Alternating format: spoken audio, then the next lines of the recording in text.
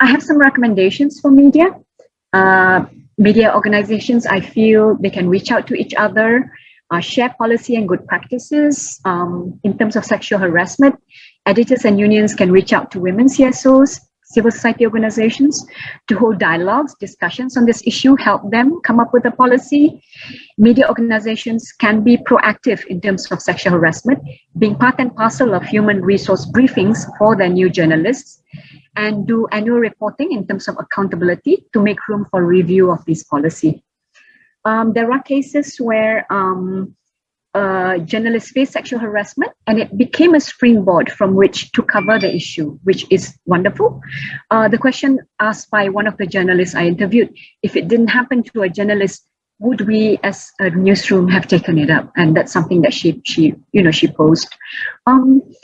I think newsroom policy also has to be the driver of the change, and changing in terms of changing the culture of the newsroom. It needs to be structured, otherwise it will not work. Management decides, you must get buy-in from editors and reporters. Journalists need to remind each other of this policy. Women journalists in decision-making positions need to have to take over the leadership in the next 5 years. And then internal accountability checks to see how they cover issues or if they have missed anything. Newsroom policy of supporting women journalists because they are targeted for being women, sexist comments, being trolled, make it known in the editorial meetings that this is not tolerated by the newsroom.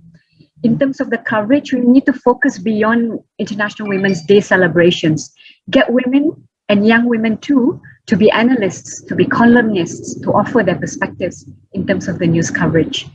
Individual journalists also need to hold hands with each other to promote issues that affect them or issues that they care about. There's strength in numbers than just working individually.